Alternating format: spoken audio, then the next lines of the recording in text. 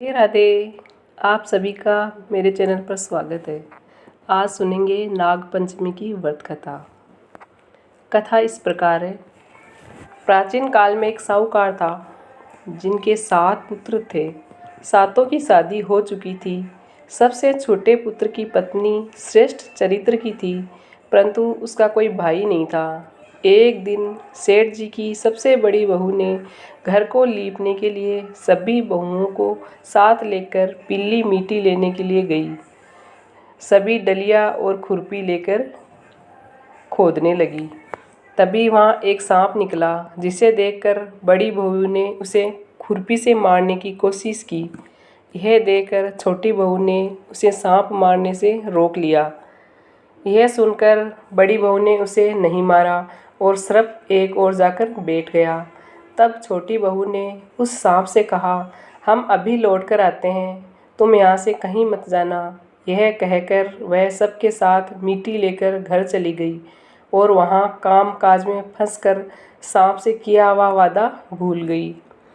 जब छोटी बहू को दूसरे दिन वह बात याद आई तो वह सभी को साथ लेकर वहाँ पहुँची और सरप को उस स्थान पर बैठा देख बोली, सरप भैया नमस्कार। सरप ने कहा, तू भैया कह चुकी है इसलिए तुम्हें माफ़ कर देता हूँ, नहीं तो झूठी बात कहने के कारण मैं तुम्हें अभी डस लेता। वह बोली, भैया मुझसे भूल हो गई, मैं क्षमा मांगती हूँ। सांप बोला, अच्छा तू आज से मेरी छोटी बहन हुई और मैं तेरा भाई, तुझे जो भी मांगना है मांग ले। वह बोली, भैया मेरा कोई भाई नहीं है, अच्छा हुआ जो तुम मेरे भाई बन गए। कुछ समय बीतने पर वह सर्प मनुष्य का रूप लेकर उसके घर आया और बोला कि मैं मेरी बहन को लेने के लिए आया हूँ। यह सब देख सब हैरान हो गए, क्योंकि सब यही जानते थे कि इसके कोई भाई नहीं था। तो सर्प बोला, मैं इसका चचेरा भाई हूँ, बचपन में ही बाहर चला गया था। ऐसा सुनकर घर के लोगों ने छोटी बहू को उसके साथ भेज दिया। उसने मार्ग में बताया कि मैं वही सर्प हूँ, इसलिए तू डरना मत और मैं जहाँ भी चलने के लिए कहूँ वहाँ मेरी पूँछ पकड़ लेना। छोटी बहू उसके कहे अनुसार उसकी पूँछ पकड़कर उसके घर पहुँच गई। वहाँ जाकर उसका धन और ऐश्वर्य देखकर वह चकित हो गई।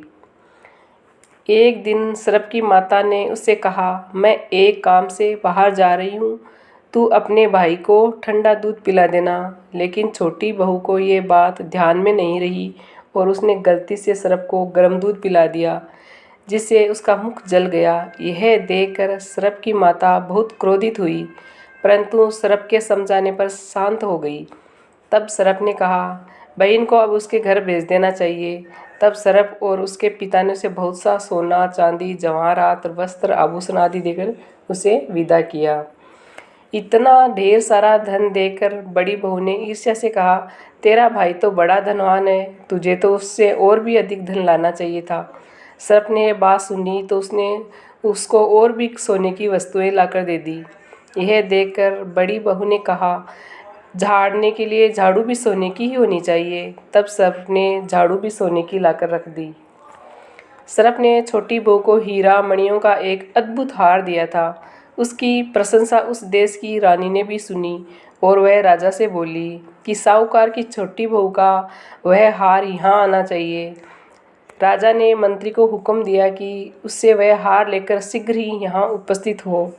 मंत्री ने साहूकार के यहाँ जाकर कहा कि महारानी जी छोटी बहू का हार पहनेगी, वह उसे लेकर मुझे दे दो। साहूकार ने डर के कारण छोटी बहू का हार उसे दे दिया।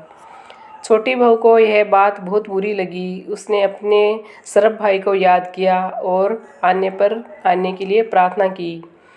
रानी ने हार छीन लिया है, तुम कुछ ऐसा करो कि जब वह हार उसके गले में रहे तब के लिए सर्प बन जाए और जब वह मुझे लौटा दे तो वह हीरो और मणियों का हार हो जाए। सर्प ने ठीक वैसा ही किया। जैसे ही रानी ने हार पहना वैसे ही वह सर्प बन गया। यह देखकर रानी चीख पड़ी और रोने लगी। यह देख राजा ने साहूकार के पास खबर भेजी कि अपनी छोटी बहू को तुरंत यहाँ भेजो। साहूकार डर गया कि राजा न जाने क्या कहेगा। वे स्वयं छोटी बहू को साथ लेकर वहाँ उपस्थित हुए। राजा ने छोटी बहू से पूछा, तुमने क्या जादू किया है, मैं तुम्हें दंड दूंगा।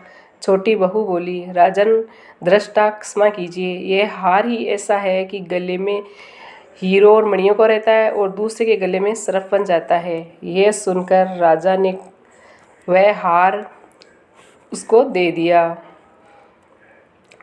और कहा कि इसको अभी पहन कर दिखाओ। छोटी बहू ने जैसे ही पहना वैसे ही हार हीरो और मणियों का हो गया।